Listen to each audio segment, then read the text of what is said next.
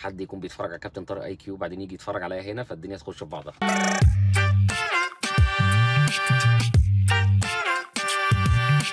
بسم الله الرحمن الرحيم. قرار رقم 3 لسنة 2024. أنا قررت الانضمام لنقابة الصياح لمدة أسبوع بس، يعني أنا قررت لمدة أسبوع هعمل حاجة زي انترنشيب كده أو أنزل تدريب في نقابة الصياح لمدة أسبوع، لأن أنا هقعد أسبوع بصيح، فمعلش استحملوني. يعني أنا منضم للنقابة بتاعة الكابتن خالد الغندور اللي هي نقابة الصياح، الناس اللي بتحب تصيح دي، وهو طبعا كابتن خالد الغندور هو نقيب الصياح في مصر، فأنا قررت إن أنا انضم معاه بس لمدة أسبوع، واستحملوني لمدة أسبوع معلش، يعني تعالوا نفسكم شوية.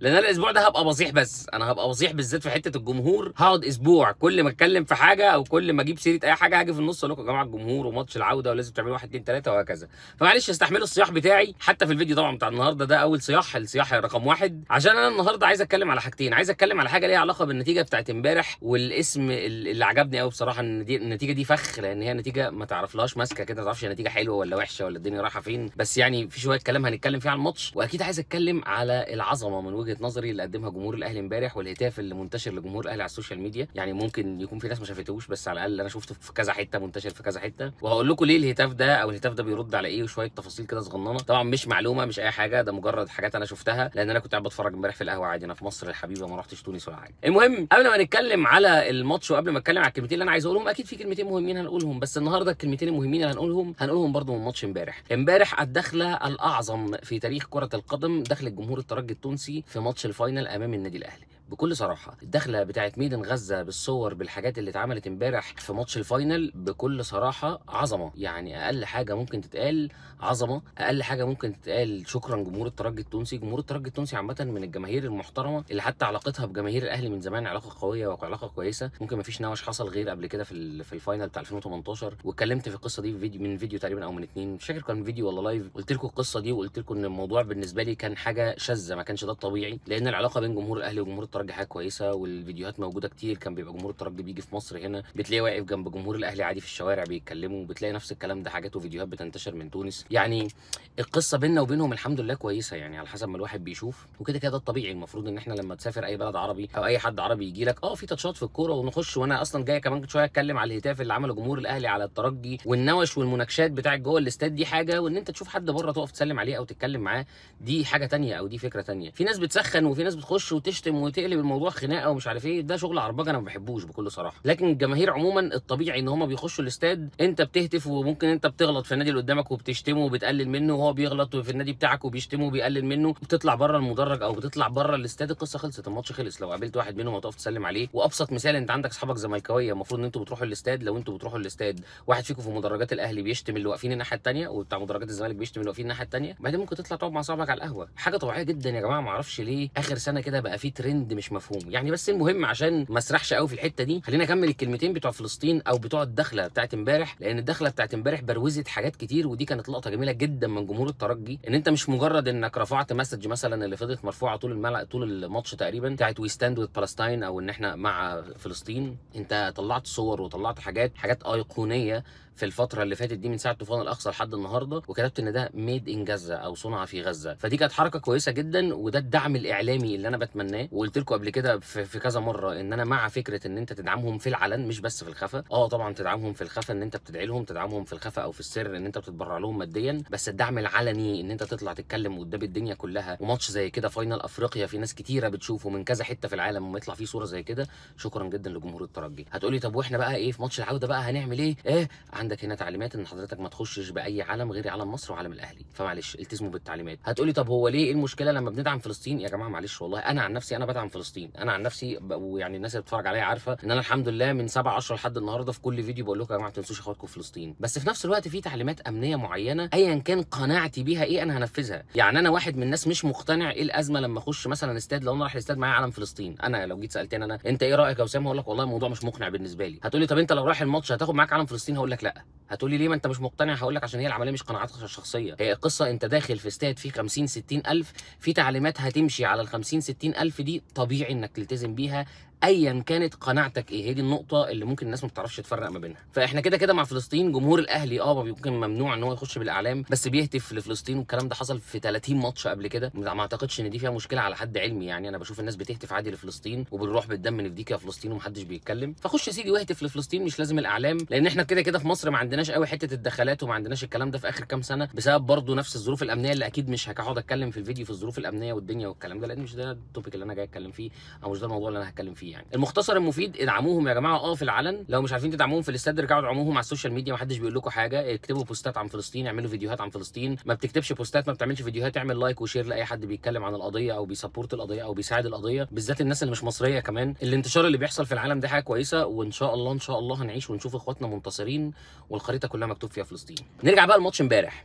ماتش امبارح انا يعني اتمزجت بصراحه من جمهور الاهلي، فانا هتكلم على جمهور الاهلي بس في الاخر يعني. هقول الاول كلمتين عن الماتش في الكام حاجه اللي حصلوا في الماتش. انا مش طبعا مش هتكلم في الفيديو ده عن على راي اخويا اسلام مهدي تاكتكس وفاكتس مع ان انا كنت مبسوط بصراحه. امبارح كان في لايف كده على التيك توك جميل بصراحه، انا واسلام وعايدي وعبد الناصر، وقعدنا اتكلمنا حبه عن الماتش بشويه تفاصيل تاكتكس وفاكتس وكل الحاجات اللي الاسلام ما بيحبهاش دي، واللايف كان جميل. بس انا بتكلم في الفيديو هنا انا هتكلم على امبارح، على نتيجه، على اجواء، على شويه حاجات عامه كده سهل ان احنا نتكلم فيها. امبارح انت طلعت من ماتش الذهاب 0-0. ماتش الذهاب اكيد فيه غلطات احنا شايفينها، اكيد في ناس مش راضيه عن حاجات معينه، اكيد لعيبه معينه، اداء معين، ايا كان. بس بكل صراحه يا جماعه انا هقول مش هتكلم غير على لعيب واحد بس، لا مش اللي جه في بالكم، انا هتكلم على لعيب بطريقه كويسه.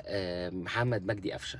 لو سمحتوا اعتقوا محمد مجدي قفشه لوجه الله. محمد مجدي قفشه بقاله فتره بيتطور جدا دفاعيا، بيهتم بنفسه بدنيا، بينزل لما بينزل الملعب بيقدم مستوى كويس. امبارح قفشه اما نزل مسكنا كوره على الترجي في اخر 10 دقائق. ممكن نختلف ان المفروض التبديل ده كان يبقى بدري شويه، كان يبقى متاخر شويه، ايا كان، بس بكل صراحه قفشه امبارح نزل عمل 10 دقائق من وجهه نظر انا 10/10. هنعمل ايه في ماتش العوده؟ مين اللي يلعب؟ انا شايف ان في حسابات وفي افكار وفي قصص هنقعد نتكلم فيها من هنا لسه من الماتش الجاي. النقطه الثانيه اللي عايز اتكلم فيها غير قفشه، طبعا الف سلامه على معلول، ربنا يقومه بالسلامه، بس في بكل صراحه لقطه انا شفتها عشان برضو الواحد يقول كلمه حق، لان امبارح الواحد كان متزرجن شويه بسبب المستوى السيء لمصطفى غربال. الاصابه بتاعت علي معلول وقع لوحده، ودي كانت مفاجاه بالنسبه لي لما شفتها. ممكن ساعه حماسه الماتش عشان كان رايح هو ولعيب، فانا افتكرت ده التحام هو اللي عمل اصابه لمعلول. معلول وقع لوحده تماما. انا ما اعرفش هل اللي انا شفته ده من الزاويه اللي انا شفتها هو ده الصح ولا لا، بس يعني بافتراض ان معلول وقع لوحده، ربنا يستر تكون الاصابه بخير. اعتقد بنسبه كبيره علي معلول مش موجود في الفاينل الماتش العوده. طبعا على ما ينزل الفيديو ممكن يكون في اخبار نزلت او حاجه، بس لحد اللحظه اللي انا بصور فيها دي ما فيش. فبافتراض ان في اخبار نزلت او لا، انا اعتقد ان بنسبه تعدي ل 95% كمان معلول مش هيلعب ماتش العوده. ربنا يستر بس الاصابه تكونش حاجه كبيره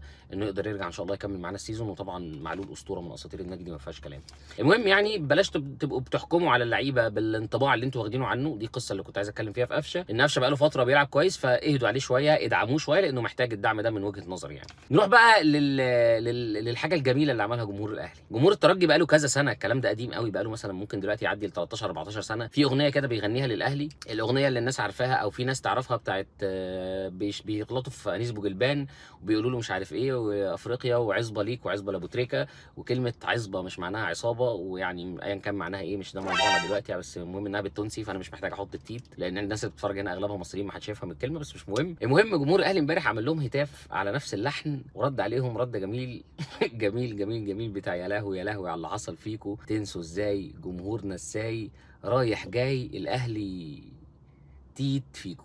فالهتاف بصراحه كان جميل، انا لما شفته عجبني، كنت مبسوط. جمهور الاهلي امبارح عموما لو حد اتفرج، مش بس قصه الشماريخ والكلام ده، اكيد انا واحد من الناس برضو بكل صراحه بحب منظر الجمهور والدنيا كده فيها شماريخ والناس بتتنطط وبتهتف ومش عارف ايه، بس جمهور الاهلي امبارح فكره انك دايما في اي بلد بتروح بتلاقي جمهور الاهلي موجود وبيساند، انا دي حاجه بتريحني نفسيا، حاجه بتبسطني جدا جدا. اتمنى الصياح بقى اللي انا كنت بقول لكم عليه، اتمنى ان اشوف نفس الاتيتيود ده او نفس التصرف ده او نفس فكره ان الجمهور يبقى واقف بيشجع 90 دقيقه ده، اشوفه هو بقى في ماتش العوده. يعني ايه بقى الكلام ده؟ طبعا مش معنى كده ان انا بقول لك خد شماريخ معاك وانت رايح الاستاد، عشان بس مش عايزين النبي ايه حد يكون بيتفرج على كابتن طارق اي كيو وبعدين يجي يتفرج عليا هنا فالدنيا تخش في بعضها. انا بتكلم في فكره الازمه اللي بيقابلها جمهور الاهلي او اللي بيقابلها مدرجات النادي الاهلي بقالها فتره، ان الناس ما بتقعدش 90 دقيقه تشجع. امبارح جمهور الاهلي لما تقعد تتفرج عليه هو بيرد على جمهور الترجي على الهتاف بتاعه 90 دقيقه بيشجع. اي وقت بتيجي اللقطه على جمهور الاهلي حتى لو من بعيد انت شايف ناس بتتنطط وشايف هتافات وشايف. واظن ان انتوا كنتوا شايفين جمهور الترجي عامل ايه والضغط اللي كان عامله جمهور الترجي. لو سمحتوا هنا بقى انا عايز اشوف مدرجات الثالثه، خصيصا الثالثه شمال، وقلت لكم قبل كده كلمه خصيصا الثالثه شمال دي بصوت مندو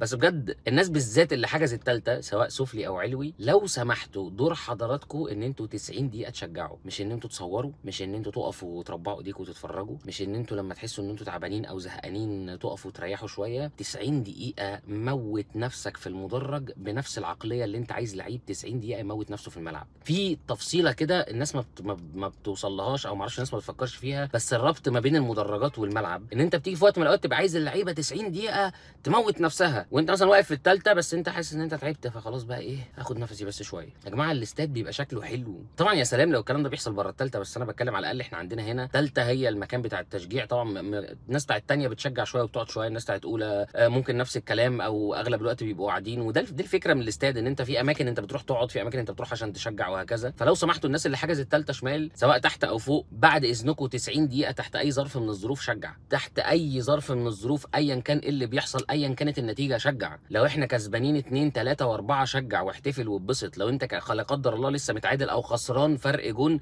شجع. انا الاهلي يا جماعه لو خسران 1-0 والدقيقه 90 مش هقول لك 89 والدقيقه 90 وعندي 4 5 دقايق وقت بدل ضايع، انا هبقى لسه بشجع وهبقى شايف ان الاهلي قناعتي انا والحاجات اللي انا مصدقها في دماغي ان الاهلي يقدر يجيب جون واثنين عادي في 3 4 دقايق. ده الاهلي، احنا الاهلي. بس عشان نبقى احنا الاهلي اللي قادر يعمل كده لازم يبقى جمهور الاهلي هو جمهور الاهلي، لازم جمهور الاهلي يبقى الجمهور اللي بيشجع وبيساند ايا كانت النتيجه. مش لو انت حاسس ان مثلا لا قدر الله الماتش 1-1 وباقي 3 4 دقايق فاحنا عايزين جون، بدل ما تولع الدنيا في الاستاد تشجيع وهتاف وترج الاستاد، تبقى واقف بقى شايف انه خلاص بقى 3 4 دقايق بقى وتبقى خلاص بتيأس وقاعد بتتفرج على الماتش تشوف ايه الدنيا اللي بتحصل. لو سمحتوا استحملوا صياحي الاسبوع الجاي لان الموضوع ده مضايقني بقاله فتره بكل صراحه، واتمنى ان شاء الله ان من بدايه من ماتش الترجي تكون ده العوده بتاعه تفكير او عقليه جمهور الاهلي الحقيقي اللي هو بيروح عشان يشجع، اللي رايح الاستاد مش حاطط في دماغه اي حسابات ومش عايز اي حاجه من الدنيا غير انه راح يشجع الاهلي ويمشي، وعارف دوره كويس ان دوره انه جاي يشجع. انا جاي اشجع وجاي اضغط على الفريق اللي قدامي وجاي اساند اللعيبه بتاعتي عشان ان شاء الله نطلع بالبطوله من قلب القاهره. النتيجه بتاعت 0-0 نتيجه ملهاش ماسكه، نتيجه ما تعرفش انت حاجه كويسه عشان انت متعادل هناك ولا حاجه وحشه عشان لو هم حطوا فيك هنا جون فالدنيا تتعقرب. بس احنا قادرين ان شاء الله ان احنا قادرين هنا في الماتش العوده نكسب 2 و3 و4. وممكن الناس تشوفني ان انا متفائل بزياده، الترجي فريق صعب جدا وكل حاجه، بس انا لو نزلت ضاغط بلعب على كل الحلول الممكنه،